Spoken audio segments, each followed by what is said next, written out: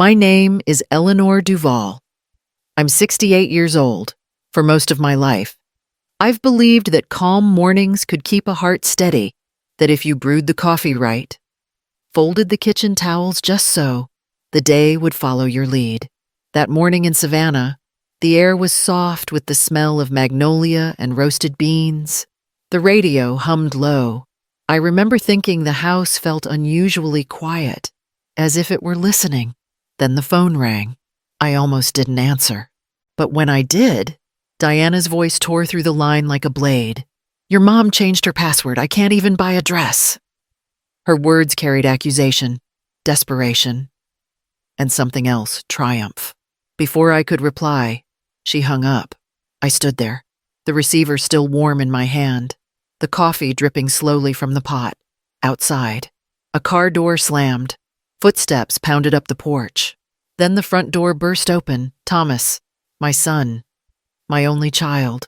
He didn't look like the boy I'd raised, the one who once fixed birdhouses in the yard with his father. His face was red, jaw tight, eyes burning. "Mom, give me the new password," he demanded. "Right now." I tried to explain to tell him I'd simply closed the card after too many strange charges, but he wasn't listening. His voice rose, sharp and unfamiliar. I'd seen anger flare in him before, but never like this.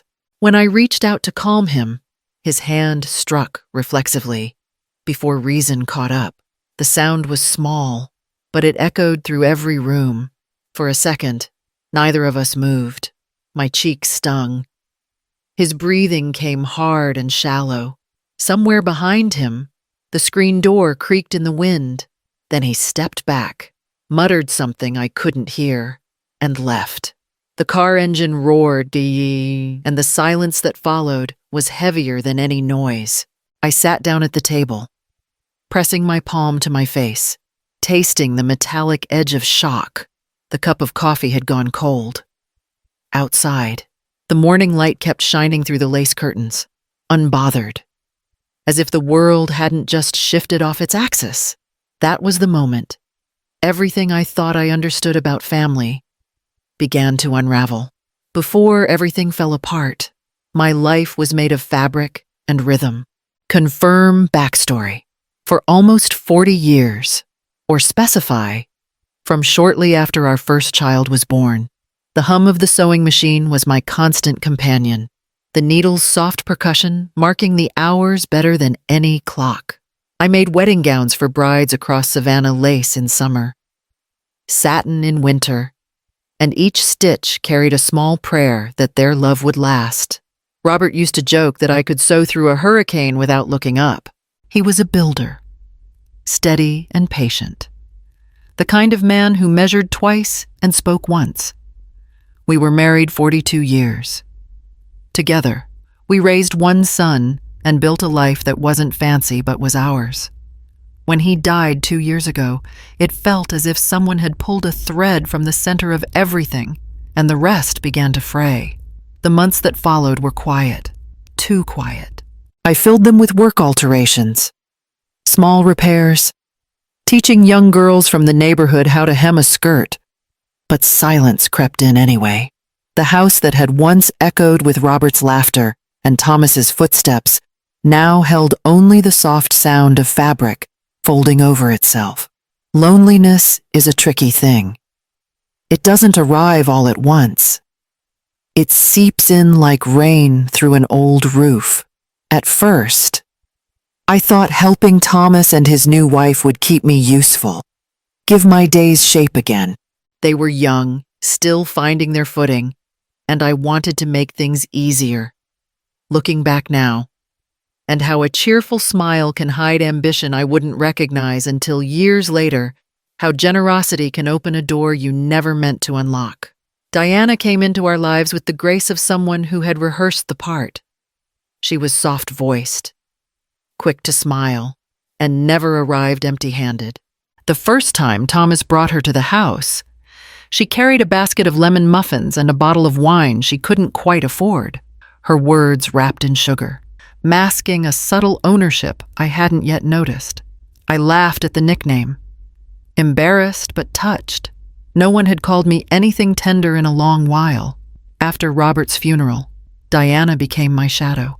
She called every day, checking on me, insisting she could help with errands or dinner. Her presence filled the silence that had lingered after my husband's passing. And I let her. It felt good to have someone young and cheerful around, someone who made the house feel lived in again.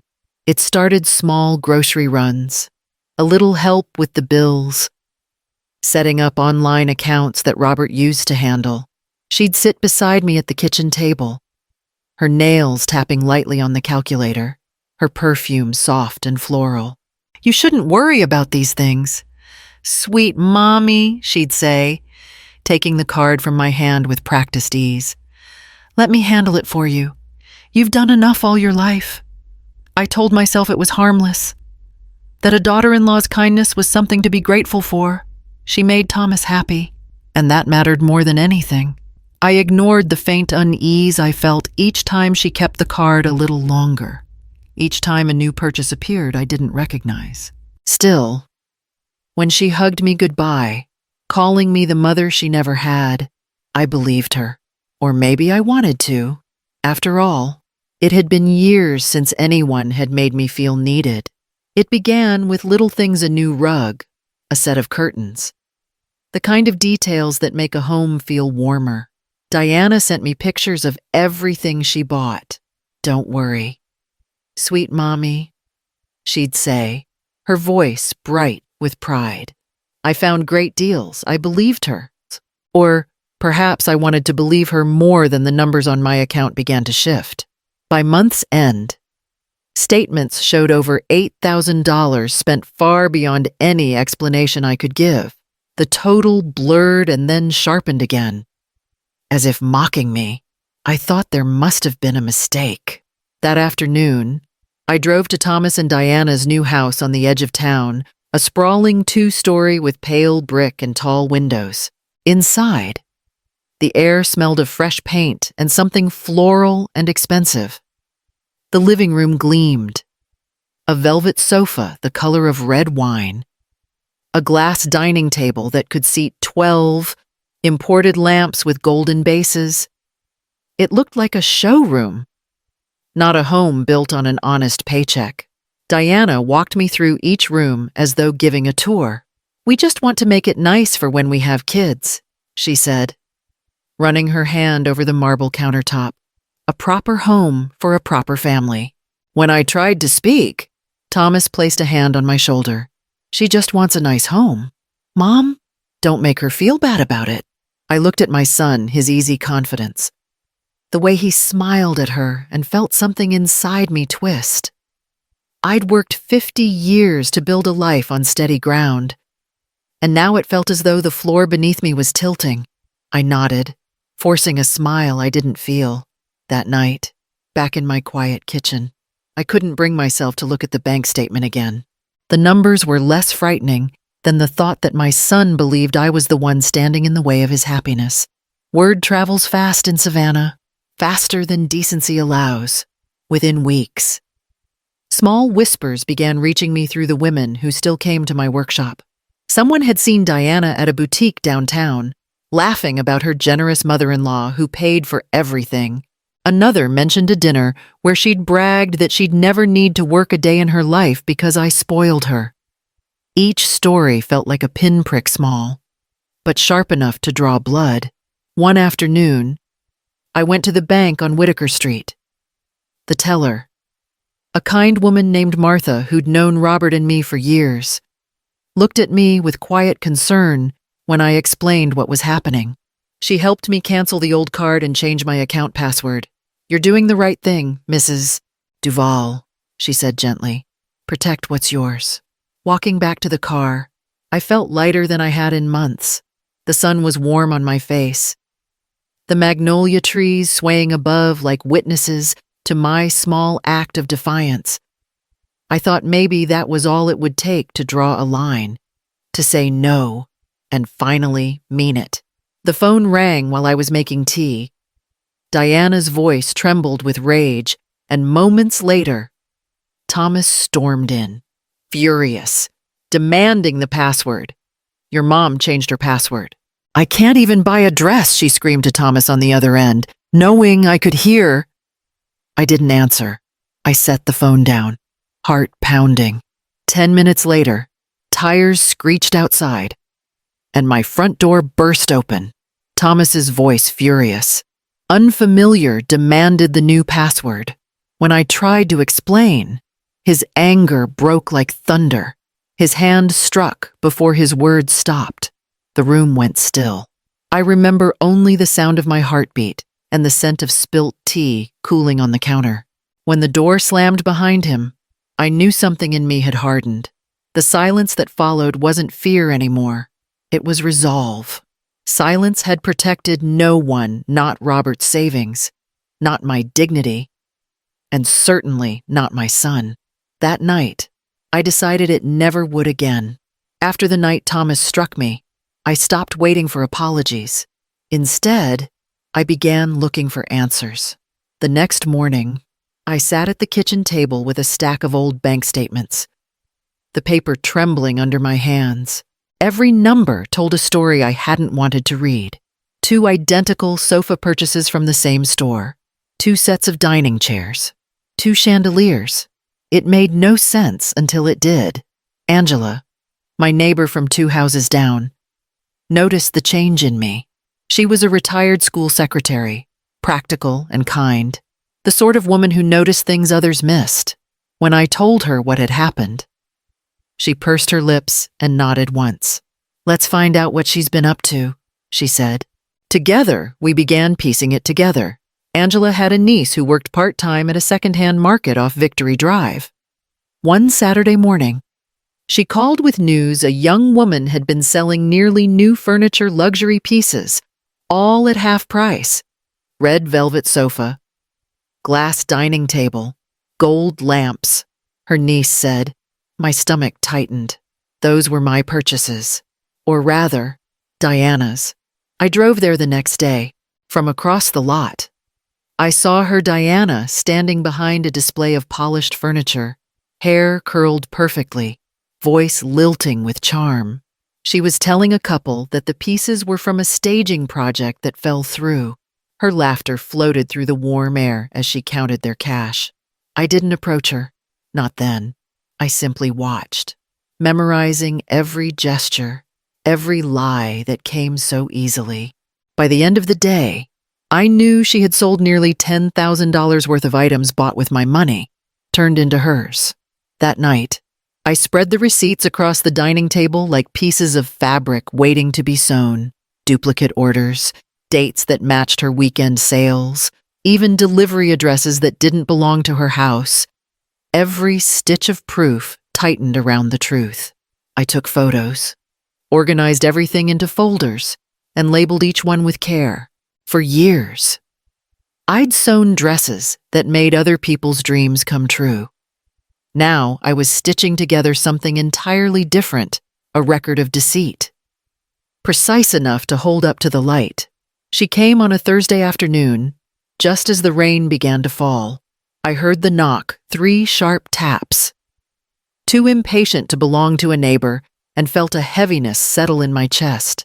When I opened the door, Diana stood there in a lavender coat, her hair slick from the drizzle, eyes bright with something colder than anger.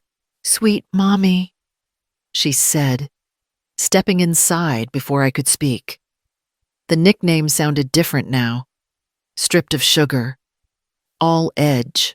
She glanced around the room, her gaze landing on the neat stack of folders on my table. "Still keeping your little notes. I see." I said nothing. The phone on the counter was already recording, screen dimmed, microphone open. She dropped her purse on a chair and folded her arms. "You think you can embarrass me? You've been talking to people, snooping around like some detective." Her voice rose with each word, the polished mask she wore in public cracking. "Give me access again. Eleanor, give me the card, the password, everything, or I'll ruin you. I'll tell Thomas you're losing your mind, that you've been harassing me. He'll believe me. He always does."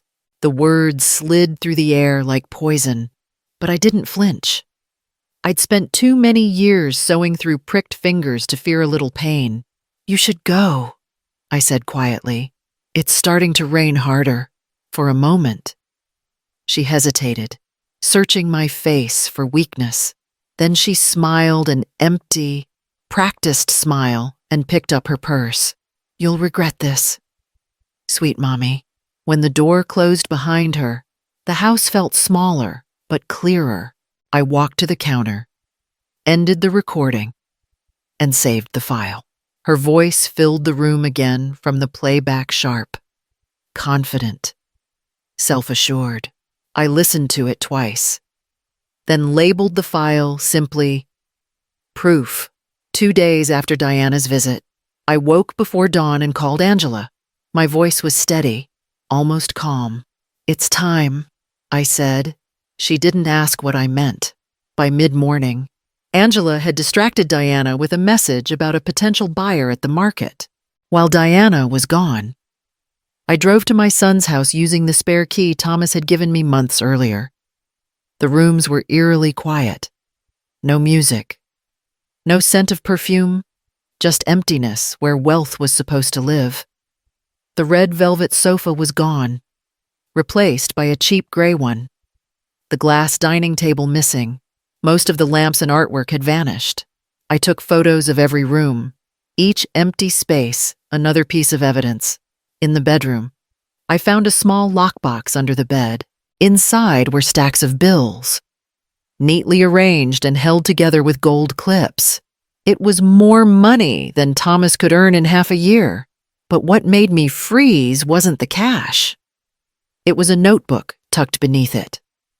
The cover was pale pink, with Diana's looping handwriting across the front projects. I opened it carefully. Each page listed names mostly older women from nearby neighborhoods with notes beside them. Widowed, emotional, savings comfortable, eager to please. My name sat at the top of the first page. My hands shook, but I kept turning pages until I reached the last one, an outline titled Next Steps. It described obtaining financial guardianship by claiming mental decline. That was the moment the fear drained out of me, replaced by something fiercer.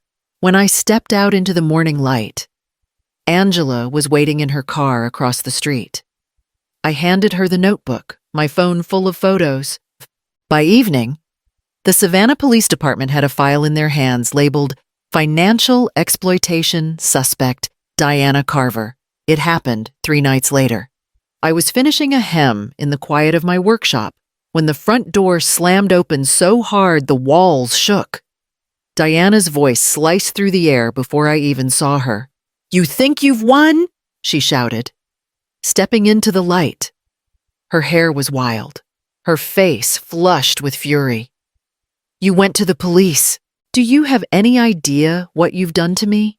I stood slowly, my heart thudding, but my hands steady. "You did this to yourself," I said. She laughed a short, broken sound and reached into her coat pocket. When the knife flashed, I didn't scream. I just took one step back, enough to keep the table between us. "Put it down, Diana," I said quietly, my voice trembling but sure. "It's over." Her eyes darted around the room, desperate, searching for an escape that didn't exist. Outside, tires screeched Angela's car pulling into the driveway. I had called her the moment I saw headlights earlier, just in case. Within seconds, blue lights washed across the walls, sirens wailing through the night. Diana froze as officers rushed in. One shouted for her to drop the knife. Another grabbed her arm before she could move.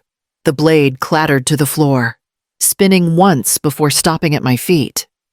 I sank into the nearest chair, my breath breaking in quiet waves. Through the open door, I saw neighbors gathering on the porch, their faces pale in the blue light. As they led Diana away in handcuffs, she turned once, her expression hollow, half anger, half disbelief. The night air smelled of rain and salt. And somewhere in the distance, the river kept moving, steady and indifferent. The trial lasted 6 long months. Every session felt like reopening an old wound, Diana's lawyer arguing, Thomas sitting on the opposite bench, his face pale and hollow. But when the verdict was finally read guilty on all counts, the courtroom fell silent. The only sound was the shuffle of papers as the judge pronounced her sentence, 8 years in prison. No parole before 4. I didn't cry. There was nothing left to grieve. I walked out into the Savannah sunlight feeling older. Yes. But lighter too, like a weight had been set down where it belonged. Thomas didn't speak to me for weeks. Then, one evening, I found him standing on my porch, hands shoved deep in his pockets. His eyes were rimmed red. "Mom," he said quietly, "I saw the evidence. I was blind. I'm so sorry." I only nodded and opened the door. "Come in. Dinner's still warm." We didn't talk about forgiveness. Some things heal better in silence. Months passed. The city bloomed again around me. Live oaks stretching toward the sky. The river glinting under late spring sun. I sold the old house on Mercer Street and moved into a small cottage near the water. Angela helped me plant jasmine by the porch, and on Sundays, I started teaching sewing again to women my age, widows, mothers, and grandmothers who needed purpose as much as income. Together, we founded a small fund for seniors who'd been exploited or defrauded. Using part of the restitution money from the case, I named it the Silver Thread, after the way strength hides in the gentlest fabric. One evening, as dusk settled over the river, I turned on the porch light, the same one Robert had wired decades ago. Its soft amber glow spilled over the steps, touching the flowers, the railing, the quiet yard. I stood there for a long moment, breathing in the scent of jasmine and the hush of water moving against the banks. "This light isn't for waiting anymore," I whispered. "It's for peace." Behind me, my phone buzzed a message from Thomas. "Therapy's going well. Thank you, Mom." I smiled, turned off the screen, and let the light burn steady into the night. A small beacon not of hope, but of calm earned, not borrowed.